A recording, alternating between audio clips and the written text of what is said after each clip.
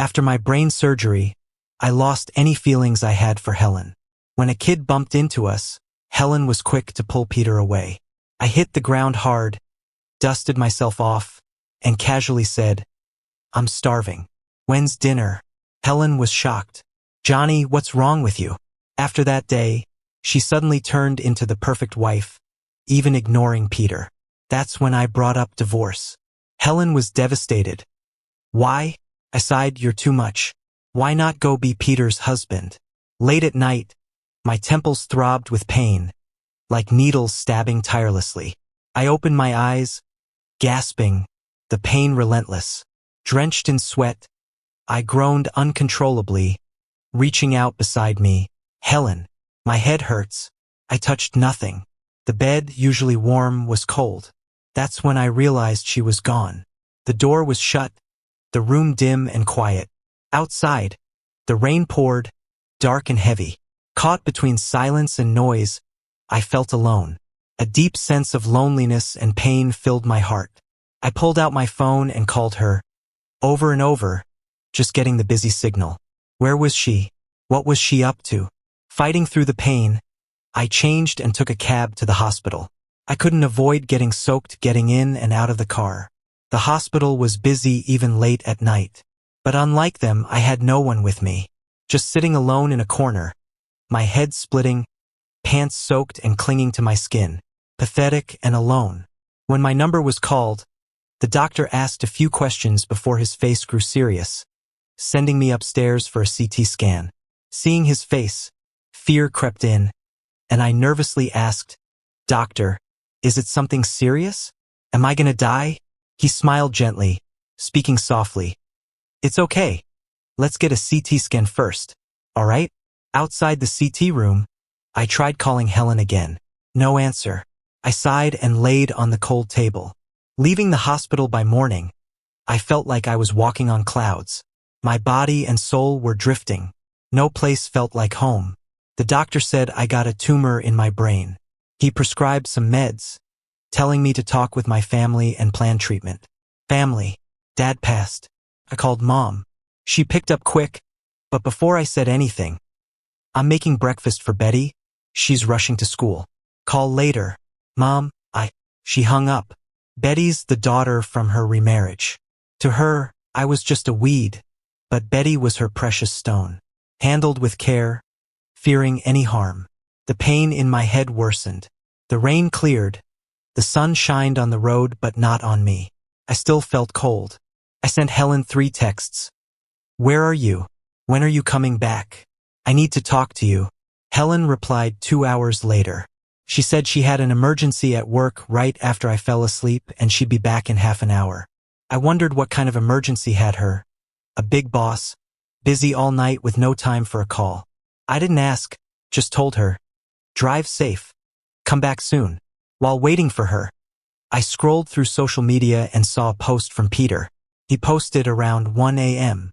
In the warm kitchen light, a woman wore a light blue shirt. She focused on the little pot, sleeves rolled up, showing her slender arms. Steam blurred the man's profile. Peter wrote, "Only you, willing to come through when I need it most, cooking a hot bowl of porridge." I had my answer. That big emergency was braving the rain to cook porridge for her ex-boyfriend with a stomachache. So considerate. I smirked sarcastically. Helen and I met through a setup. If not for her grandpa and mine being comrades, we wouldn't have had a chance to meet. Under their arrangement, we finally met. We hit it off, and on a romantic autumn afternoon, she confessed her love. I accepted. Naturally, we ended up together. My buddy Steven said Helen and I are peas from the same pod, warm outside, cold inside. Friendly enough, but few made it into our hearts. From dating to marriage, nothing dramatic happened. Some might say we were too plain, but I loved it. Quiet was happiness too. I first heard about Peter's name at a party. We'd been married 3 years, pretty solid. A friend mentioned his divorce. The room went silent, eyes on Helen. She sipped her drink, cool as ever, then said, "What? Do I have guilt on my face?" Everyone laughed it off and the topic was dropped. Back home, Helen talked about Peter before I could ask. "He's my ex. We ended things due to personality differences. I didn't press on. Late 20s, who doesn't have a past? As long as it didn't mess with the present, I let it go. But reality is harsh. Helen had no plans to fully let go. One day, a kid at the kindergarten lost his pricey glasses. All of us teachers stayed back to search everywhere, finally digging them out of the sandbox. Exhausted, and it was raining, I asked Helen to pick me up. She'd offered before, but I declined. 1, the commute was easy enough, subway was convenient. 2, I hated drawing attention. She once joked, "If you'd let me, I'd dress nicer than on our wedding day. Make you proud." I teased her for being egotistical. That thought made me smile. But this time she said no. Her voice sounded so tired. "Sorry, Johnny. I'm swamped at work today. Can't leave." I assured her, "Take care of yourself. I'll wait for you to come home." I decided to cab it. Waiting at a red light, I spotted a familiar black Bentley. Helen drove one just like it this morning. At first, I thought it was just a coincidence. The red light was counting down, and a guy got out of the car, diving into the continuous rain. Then a woman followed him. It turned out to be Helen. I asked the driver to stop, scanned the code to pay, then got out of the car and watched them argue from a distance. The guy had a likable face. "I know you're still mad at me. I'm not showing up to annoy you anymore. Satisfied?" He pushed Helen away and ran off. Helen wanted to chase after him, but I called out to her. She froze. We stood on opposite sides of the rain, looking at each other. "Let's go home," I said. I got into her car, and we drove home together. Sitting in the living room, we were silent. Helen opened her mouth several times, seeming like she wanted to say something, but then decided not to after seeing my expression. I broke the silence first. "Let's get a divorce. I don't like complicated relationships." Helen jumped up, looking incredulous. "What are you talking about?" I kept a straight face, just looking at her. She deflated like a balloon, squatting down in front of me. His ex-wife can't accept the divorce and keep stalking him. He came to me for help. He should have gone to the police, not his ex-girlfriend. "You're right." Helen took a deep breath. "I was wrong. I didn't consider your feelings. What do I need to do to make you feel better?" "Block him, don't see him again." "Okay." Without hesitation, she quickly took out her phone and, right in front of me, deleted and blocked him. After that, she comforted me, "Why don't you take a shower? If you catch a cold, it'd be my fault." Helen has a way of coaxing people I can't resist. After that, Peter seemed to disappear from between us. Helen came home on time, no more working late. Then last night, Peter added me. I realized they hadn't stopped contacting each other. They just got stealthier. His friend request was simple. "I'm Peter. Do you still want these clothes?" I accepted his request. He sent a photo of a gray work suit awkwardly hanging among his clothes. I realized that the night Helen deleted his contact in front of me, she put him in another villa of hers. I replied, "Throw it away." When Helen came back, I asked, "Did you let Peter stay at that place?" She snapped, accusing me of stalking her. I said his ex-wife is stalking him with bad intentions.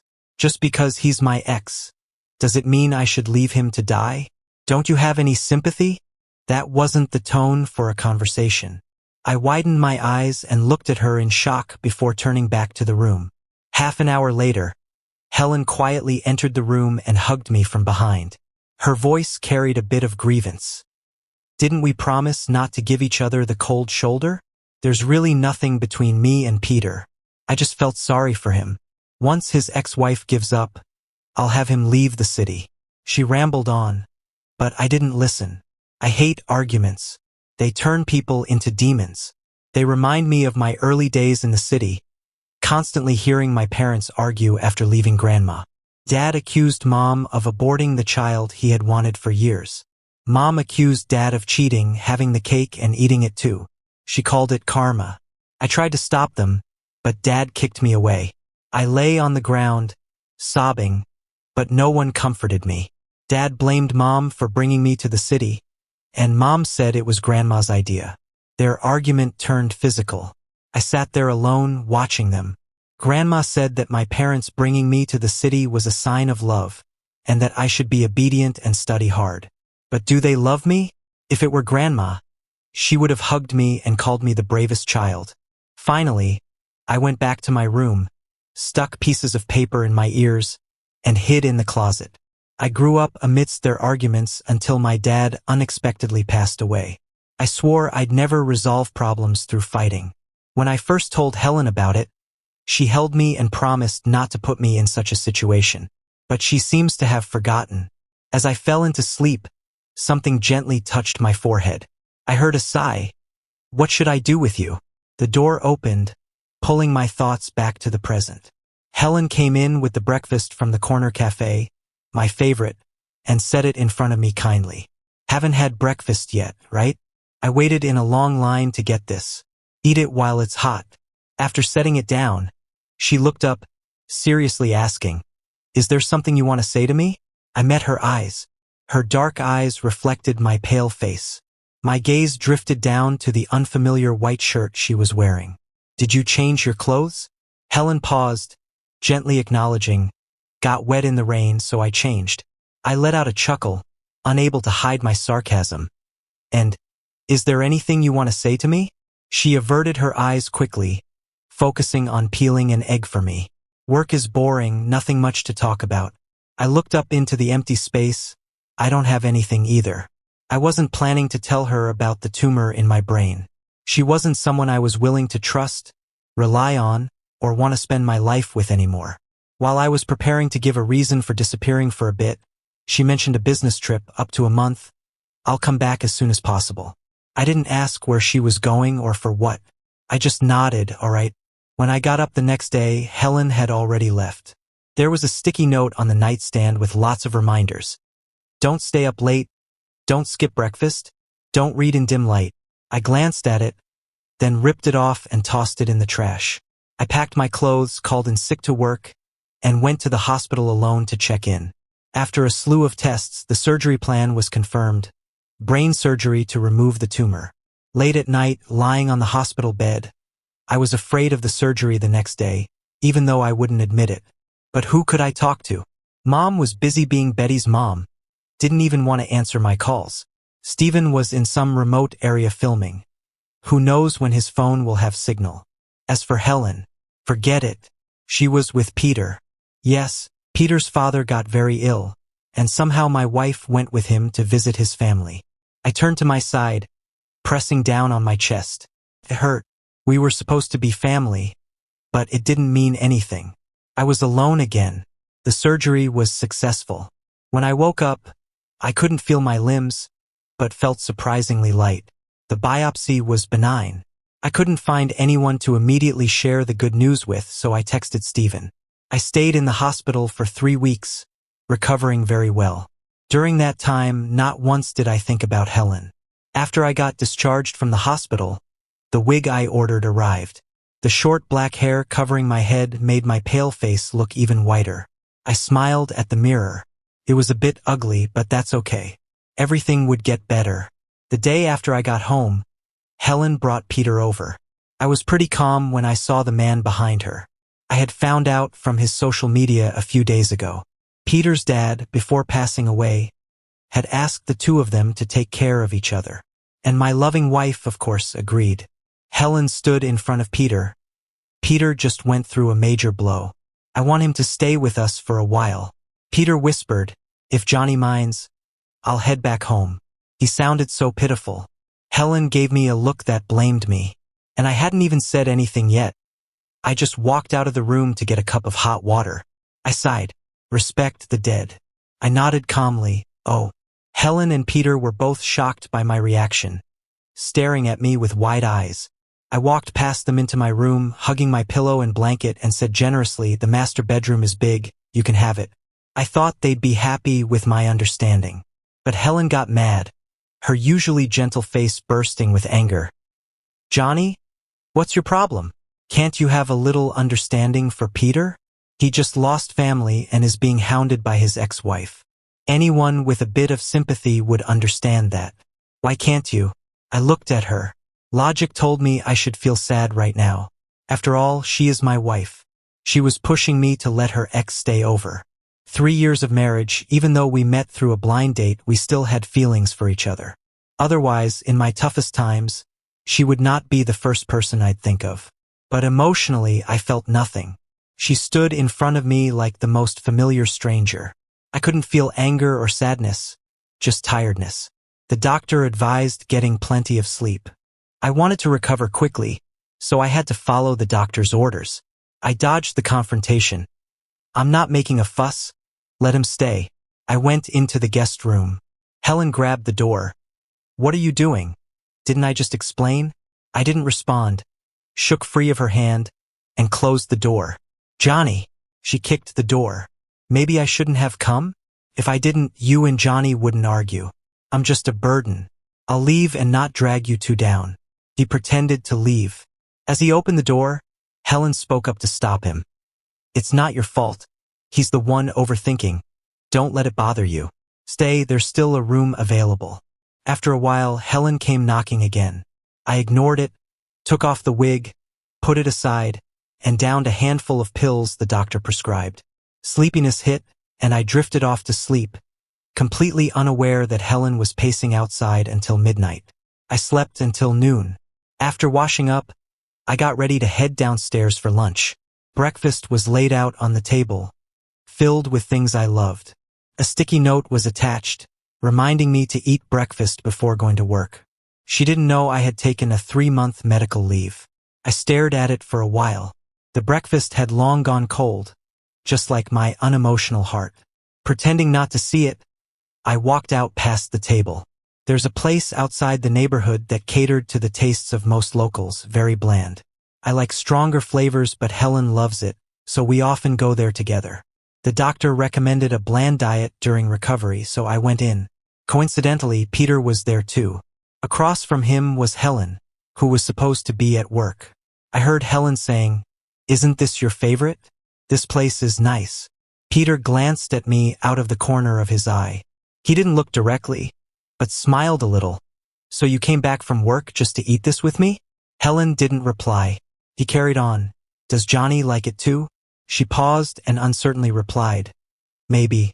I don't." There was an open table behind them, so I walked towards it. Helen heard my footsteps, looked back, and was surprised.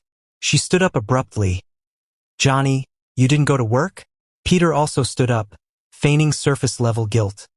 "Johnny, I didn't know you were at home. Otherwise, I would have invited you down too. It's all my fault." Then a waiter's frantic voice cut in. "Kid, no running in the restaurant." A little boy holding a small bowl was running wildly, giggling. He wasn't looking where he was going, glaring at the waiter trying to stop him, and headed right for us. The waiter shouted, "Watch out." In the chaos, Helen instinctively pulled Peter over, making him avoid the crash. The little boy, however, crashed straight into me, knocking me down. I couldn't grab the table in time and landed on the ground, warm soup spilling all over me. In that moment, the room sank into an eerie silence, with Helen staring in disbelief at her own hand. She broke the awkward silence first, releasing Peter and bending down to help me up, looking concerned. "Johnny, are you okay?" I decisively pushed away her hand, got up myself, brushed off, and stood with the table's help. I didn't look at her. I didn't feel the pain of not being chosen. I looked down at the boy lying on the ground crying loudly and said calmly, "You ran into me. Apologize." The boy's parents sprang to life, rushing over to pick him up. His dad glared at me. "What gives you the right to talk to my kid like that? Is this your restaurant? If you weren't in the way standing here, my kid wouldn't have run into you." Helen raised an eyebrow. "Sir, raising your voice doesn't make you right. Anyone can see it's your kid who wasn't looking and ran into someone." The kid's mom rolled up her sleeves. "Ready to rumble? Who are you? Is this any of your business?" "Helen, I'm his wife, so yeah, it is." I cut her off calmly. "She's got nothing to do with this. I'm talking about your kid hitting me. He spilled soup all over me. And you're picking on a kid over this?" Seeing that reasoning was futile, I took out my phone to call. "What are you doing?" "Calling the cops to have them take your kid away." My slightly grim tone finally scared the kid. He clung to his dad, bawling, "I don't want to be taken away. Don't want the cops to take me. I'm sorry. I won't run around anymore. Daddy, don't let the cops take me. As soon as they saw I was serious about calling the cops, their attitude softened. For such a minor thing, are you really going to call the police? They said. I laid out what I wanted. First, an apology, and second, money for the clothes. The kid apologized through tears, and they quickly transferred the money to me. The kid's mom glanced at me, defiant. Only you would make a fuss over this. No wonder your wife's cheating on you. Helen's face darkened immediately, and she snapped, What are you saying? But the woman shot back. Come on, do you think we're blind? You and that guy have been all lovey-dovey since you walked in. If you're not his wife, what is it? An affair? Helen's expression grew even darker, clenching her fists. The tension was thick, like something could explode any second. Peter anxiously said. I ignored their drama and went to the front desk to pack up some food. As I left, I faintly heard someone call my name, but I didn't turn around. Helen got back half an hour after me. She came in alone, standing silently with a complicated look in her eyes. Finally, she asked, Why didn't you let me help you earlier? I was puzzled. Was there any need? Helen seemed strange, insisting, Yes, there was. We're family. When you face trouble, you should come to me first. I was taken aback. At least that's what I used to think before Peter showed up. Feeling annoyed, I sighed. It's not necessary. Helen's eyes suddenly reddened. Johnny, why do I feel like you don't care about me at all anymore? It's not just a feeling. She jolted, staring at me intensely, then coldly laughed and dialed on her phone. When the call connected, she spoke in a low, tender tone, like a lover would. Peter, don't worry about moving out. Just treat this place as home. I actually want you to stay. As she spoke, she looked at me, trying to detect any hint of emotion on my face. But she miscalculated. I truly don't care. As long as they don't disturb me and let me rest in peace. I'd even thought about moving out. But moving is such a hassle. The idea quickly faded. I'll just hold on. I have a checkup at the hospital in a week.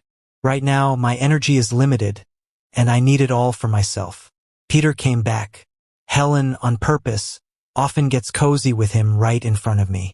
But I treat them like they don't exist. The calmer I am, the more Helen seems to want to prove a point. She calls Peter into the kitchen with her. They act like a happy couple, and every now and then Peter reminisces. You used to love cooking for me back then. I remember when we first got together, I didn't even know you needed water to cook rice. I told you I wanted to try your cooking, and you learned from a chef.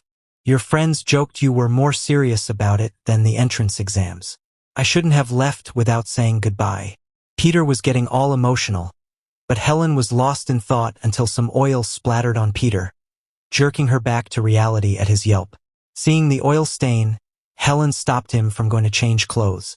She walked out of the kitchen and casually said, Johnny, get Peter a shirt, he didn't bring many. I didn't move at first. She wasn't mad, maybe even a bit smug, saying, if you don't want to, never mind. I'll have him buy some. I nodded, I'll get it. There's some old stuff I hardly wear anymore that could go to use. I rummaged through the master bedroom, found some old clothes, and tossed them in front of Peter, saying nonchalantly, take them all. Helen's stiff gaze landed on the black shirt on top. Her face changed, incredulous. Why give this one to him? What's wrong with it? It's the shirt you wore on our date the first day we met. It hasn't fit in a year, yet you couldn't part with it. Now you're giving it to Peter? I didn't care if it doesn't fit. Get rid of it. Things tied to feelings only have value. Without that, it's just an old shirt that doesn't fit. Helen clutched the shirt tightly, her eyes stormy. Peter tried to take it, but she pushed him away. Suddenly, she yanked Peter into the guest room where he stayed. Pack your stuff and leave. Peter looked completely baffled. You were the one who told me to come back. And now you're telling me to leave. Helen, what's up with you? What do you take me for? Helen's voice was unexpectedly calm. Peter, we're history. Peter gritted his teeth. That's a lie. If you didn't care, why go with me to see my dad? And that night, Helen's face darkened, and she looked up with an intimidating glare. Peter. Peter flinched, glancing at my indifferent expression. then gave a strange smile. Fine. I won't say more. Helen, don't regret this. Dragging his suitcase, he stomped out. Helen closed the door, letting out a breath of relief. Acting unfazed, she came over to me, crouching down and trying to hold my hand. Johnny, can we just move on and be happy together? There won't be anyone else from now on. Startled, I stood up and rolled my eyes at her. Now, Helen seems like a different person, constantly seeking my attention. Why are you taking time off? It's okay if you don't want to work. What do you want to eat today? I'll cook it for you. I heard from a friend of hers that Helen is quite the cook. I was surprised since she'd never cooked a meal for me. When I told her I wanted to taste her cooking, she flat out refused, saying it's been so long she's rusty. Yet when I wasn't interested in eating, she suddenly insisted. Fed up, I asked, don't you have work? Helen's eyes lit up. I've taken a week off to spend time with you. I slammed the door shut, beginning to seriously consider divorce. Helen's constant presence was affecting my mood. The doctor said staying in a good mood is crucial for recovery. I intended to think about divorce after the checkup, but I can't wait any longer now. I reached out to a lawyer online. At noon, Helen knocked on the door. When I answered, her face was full of eager anticipation. The food's all ready. Why are you changing? Where are you going? I brushed past her, and as I walked by the table, I saw the so-called food I love to eat. Actually, I don't like bland stuff. Helen was taken aback. I thought you liked it. No, that's what you like. She forced a smile. I'll remember that. Where are you headed? I can give you a ride. No need. I smiled at her. Just wait for me here. I'll be right back. Helen, feeling flattered, obediently sat down. I came back with the divorce papers, and Helen was sitting just like she was when I left. She got up, smiling, ready to say something. I cut her off, laid out the divorce papers right under her nose. Let's get divorced. See if there's anything you want to discuss. There's a huge gap in our income. I'm not greedy, but you were the one who cheated. So I want the villa in the west suburbs, the big flat, and this place too. Not a big deal for you, right?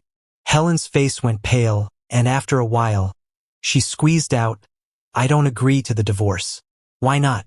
We don't have feelings for each other anymore. Divorce would be good for both of us. She got really emotional. Who said we don't have feelings anymore? I scoffed. I'm not stupid, Helen. The night you said you were working late, you came back wearing different clothes than the ones you had at Peter's house. What situation at his house needed you to change clothes? Helen tried to explain. His ex-wife showed up, and as a friend, I went to see what was going on. Nothing happened between us. My clothes got soaked in the rain, and I didn't want you to misunderstand, so I had my secretary drop off a spare. I didn't cheat on you. I didn't say whether I believed her or not, just nodded, and went to pack my things. If you don't agree to divorce, then let's separate for now. Helen grabbed my hand, her lips turning white.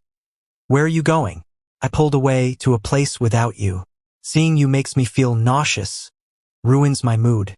Helen always seemed modest and reserved, but was actually really proud. Being born with a silver spoon, she's probably never faced much hardship. But I'm the unreasonable one, ignoring her attempts at reconciliation and calling her disgusting. Her pride couldn't take it. She let go of my hand and coldly said, Johnny, I won't agree to the divorce. Get over it. I moved into the big flat, enjoying the rare peace. Regretted not moving sooner. Should have moved to enjoy this earlier. While wandering downstairs, I bumped into someone unexpected. Mr. G. A woman with glasses, tall and skinny, with brown eyes giving a cool vibe. It's the doctor in charge of my surgery. Lily. I awkwardly made small talk. Felt like a student again facing a strict teacher. You live here too? Yeah, haven't seen you around before. I pointed to the building behind me. Just moved in, I live in this one. Lily raised an eyebrow. What a coincidence. She must have just finished a night shift. There were faint dark circles under her eyes. We chatted a bit, and I saw her sneakily yawn. This little moment made her seem less intimidating. I smiled. I won't keep you. Get some rest. She nodded, slightly embarrassed, put her hand down. Remember to come back for a follow-up at the hospital. I took a half-hour walk, then slowly started getting settled in. But people like Helen are like flies, can't resist bothering you. Peter started bombarding me with texts in the middle of the night.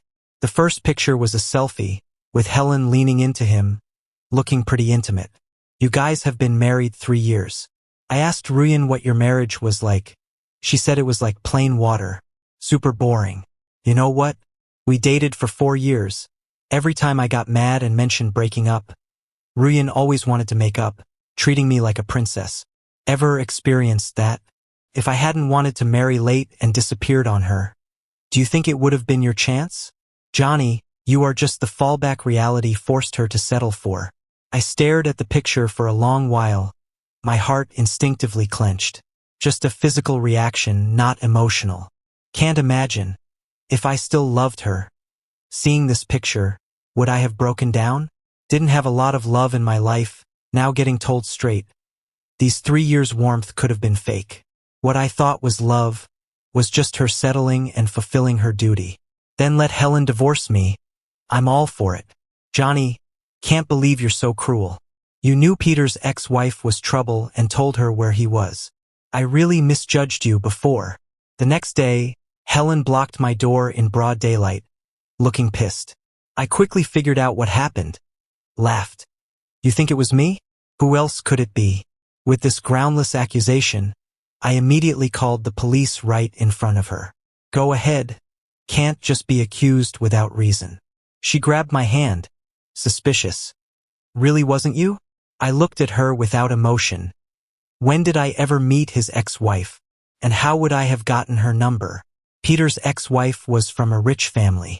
After success, her brother got into gambling, lost all the family's money, and often forced his sister to go back to Peter. Peter went all out to get a divorce, leaving everything behind. Even sold the house. The ex-wife, feeling she had no backup, went back clinging to Peter. Helen's face showed she understood, eyes conflicted. I smirked. You obviously trust him more, then why not divorce me? What, am I just part of your game with him? Can't deny Peter really doesn't hold back. Avoids his ex like the plague, then doesn't mind letting trouble in to get what he wants. Helen looked embarrassed. I thought he wouldn't lie. He never did before. I mocked. You two are a match. One's a liar, the other's a brainless fool. Helen couldn't take being insulted twice. She snapped. You think I can't do without you? God, I hope not. Learned my lesson from one loss. Suddenly, my neighbor's door opened. Lily came out. Her serious expression softened when she saw me. Lily's gaze shifted between Helen and me. Do you need help? Helen quickly grabbed my hand. Wary. Johnny? Who is she? I tried to pull my hand back. She wouldn't let go. Lily walked over, lowered her voice. Please, let him go. I'm talking to my husband.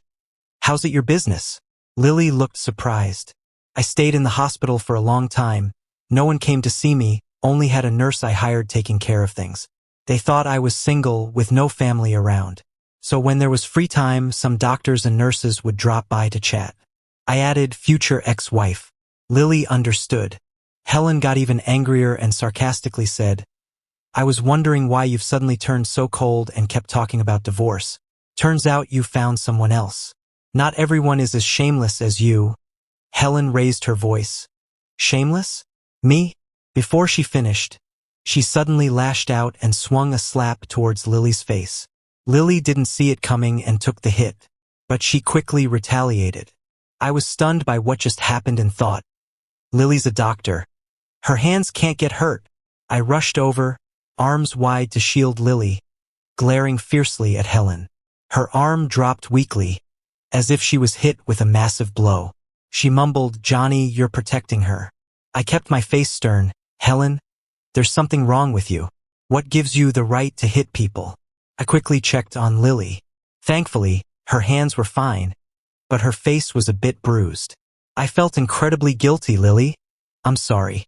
I didn't expect you to get dragged into this. Lily's eyes flashed, and she calmly replied, It's okay. Helen let out a few hoarse laughs. Fine. Divorce then. Do you think I still love you? A sudden sense of relief. I quickly pulled out the divorce papers, handing a pen to her with both hands. Helen signed her name with flamboyant strokes, tossed the pen aside, and walked off. I carefully put away the agreement, shouting, "See you at the Civil Affairs Bureau tomorrow at 10 in the morning. Don't be late." But Helen stood me up. I waited from 10 till noon and she didn't show up. Furious, I called her. "Helen, do you remember what day it is? When are you coming to the Civil Affairs Bureau?" She feigned ignorance. "What Civil Affairs Bureau? I'm on a business trip."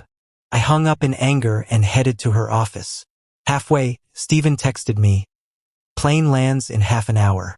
I slammed on the brakes and turned the car around. When Stephen saw me, his eyes were full of concern. "Why is your face so pale?" My nose tingled. In those few days Helen was back. She never once mentioned how I looked. But Stephen just couldn't help himself. He hugged me, crying, I'm sorry. I wasn't there for you." Stephen, seething with anger, asked about Helen. "Where is that B.H.?" I filled him in on the events, frustrated. "I don't understand why she's dragging this out." Stephen held my shoulders, his eyes blazing. "She dares to bully you? Let me deal with her." Ignoring my protests, he got out and hailed a taxi to find Helen. I had no choice but to follow. When we arrived, Helen's office was already in an uproar. The employees crowded at the door, pretending to work, but all ears were perked. Helen backed away awkwardly. "Stephen, are you crazy?" "No, you're crazy. What gave you the right to bully Johnny?" "Who bullied him? He's the one who wants to leave and is asking for a divorce." "Bullshit. You didn't bully him. You left him to do brain surgery alone. Left him in the hospital to suffer alone, not knowing who to talk to." Helen froze on the spot. "What brain surgery? He didn't tell me anything." "How could he tell you? Weren't you busy playing the dutiful daughter with Peter? So filial, rushing to play stepson to your ex's dad, yet you still won't divorce?" Helen's face turned ghostly white. "Johnny, is it true?" From afar, she looked at me, her eyes flashing with 1,000 emotions. Regret, guilt, pain. Only then did others notice the subject of the gossip amongst them. I felt like a monkey in a circus. I covered my face and stepped into the office, closing the door to block out the prying gazes. It was all in the past. I took off my wig, showing her the newly sprouted hair and a thumb-length scar. Helen's gaze recoiled as if seared by fire when she saw the wound. She wanted to reach out but retreated in trembling hesitation. Her eyes reddened. I didn't know. It was too cruel, my pale complexion, the meds I was taking. I didn't hide anything, and Helen claimed she didn't know. Thankfully, I really didn't care about her anymore. Maybe it's a side effect of the surgery? I'm not sure. "I'm sorry," Helen cried. I stayed calm. "No need to apologize. It's just because you didn't care." She hurriedly interrupted. "I did care." "Well, I couldn't see it. You hid things and took care of Peter, leaving me at his father's mercy, then brought him back home. All I see is how much you cherish him. As for us, maybe we just aren't a good fit. Didn't you tell Peter our marriage was too plain, too much like bland water? You said it wore you out. Coincidentally, I'm tired too. Take your time to think, but this divorce comes from sincerity, not anger." Helen bowed her head, remaining silent. Feeling a sense of pointlessness, I dragged Stephen away. To my surprise, she called later that night. "Fine, I agree to the divorce. Johnny, I love you. I just wanted a fresh start for us." This time, Helen showed up on time and brought a new divorce agreement. Seeing the part of the assets given to me, I was pleased, but I kept quiet and signed decisively.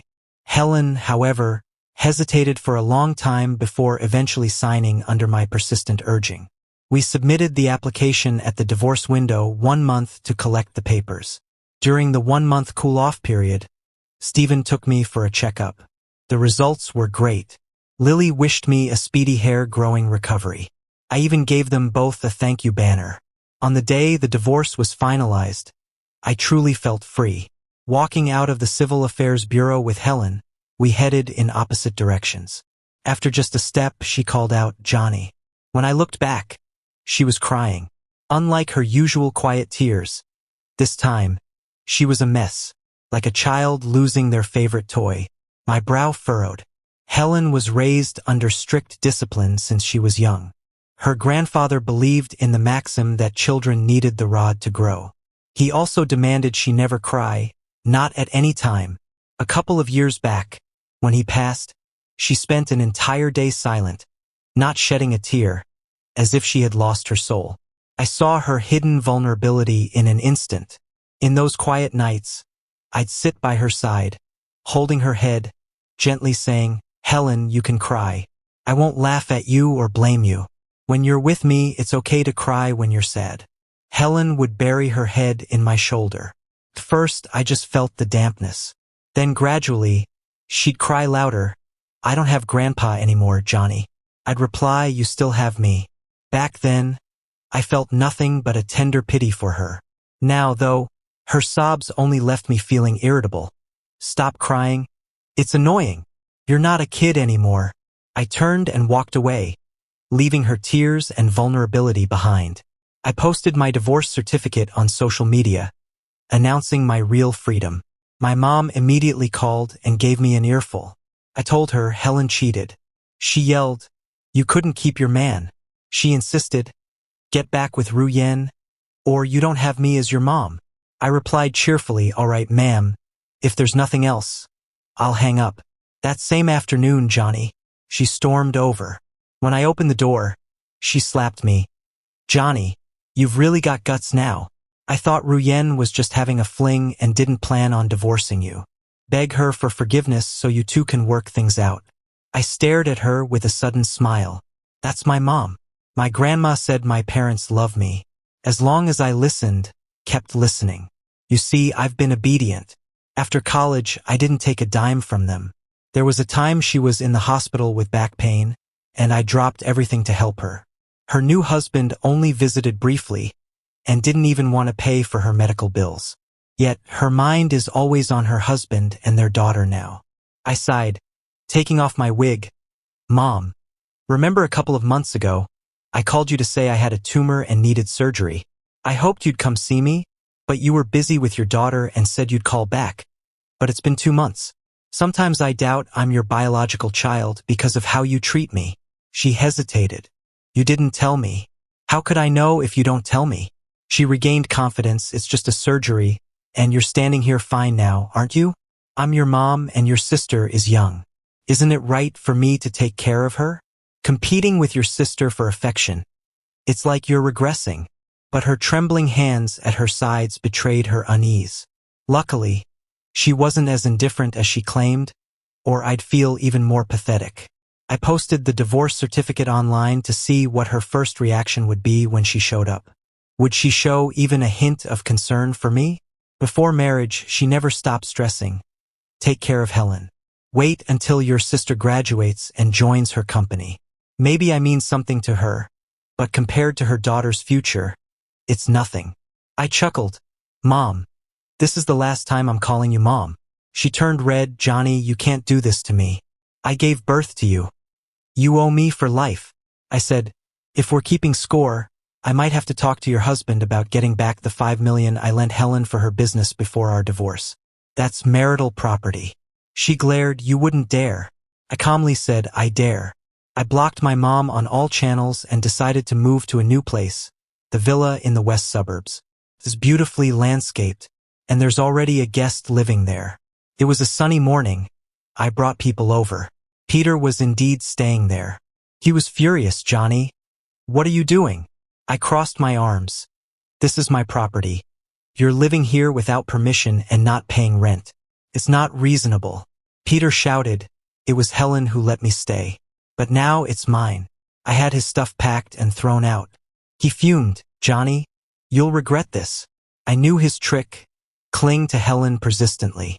Sure enough, Helen texted me, "Johnny, you don't have to be so harsh. He just needed a place to stay." I sent her a bundle of our last 2 months' chat records. Finally, I added, "If not for his constant provocations, I wouldn't have thought of divorcing." Helen was silenced. Soon, I heard from her friends about Peter's situation. Helen took back the apartment she lent him and hired a lawyer to reclaim the money she had spent on him. 50 grand, due by month's end. With no place to hide, Peter was found by his ex-wife again. Her family were all leeches. Though I didn't like Peter, I loathed his ex-wife's kind even more. Helen sent me a friend, seeking amusement at Peter's expense. But I warned her that Peter's ex should be jailed. Then, shockingly, news of Peter's ex's death and Helen's stabbing blew up online. Peter was the perpetrator. Charged with attempted murder, he got life. Through the news, I pieced together the story. Hounded by his ex, Peter snapped and killed her in her sleep late one night. Then, he took a knife to Helen, causing her serious harm. Helen remains in a coma, sad and tragic. Beyond this, I felt no other emotion. It was like watching strangers' lives unfold. Helen woke up after half a month and called from a friend's phone. "Johnny, it's me." She paused quietly, then softly asked, "Did it hurt back then?" I replied flatly, "It's all in the past. Can you come see me?" "Seems unnecessary now." Helen coughed, her composed facade falling apart, and she choked up. "Peter asked why I gave him hope if I didn't like him. My actions led him to believe you were just a husband in name, that I only married you to meet Grandpa's expectations, and that someday I'd return to him. In his return, I even entertained those thoughts. I thought love needed to be fiery, not serene. But the 3 years I spent married to you were honestly my happiest. I've never felt so at peace and joyful. How did I ever think it was boring or that I didn't love you and that you didn't matter? How could that be?" She sobbed. I stayed silent. Eventually, she said, "I messed up. I'm sorry, Johnny. Is there no chance for us now? Plain water may be flavorless, but humans can't live without it." Helen didn't understand before. Now she does, and it's gone. For months post-surgery, I returned to work. I'm a preschool teacher. The work is detailed and often involves dealing with unreasonable parents. But the children's pure and adorable smiles bring me real joy. It's like seeing little me with Grandma, living amidst constant happiness. She loved me deeply. I nurture my students, clumsily imitating Grandma's care for little me. After work, I saw Lily at the school gate. Today's her day off. Lily seemed a bit nervous. "Want to grab dinner?" The sky was a cascade of golden clouds. I smiled and nodded. "Sure." My heart felt bright, unclouded by past hardships.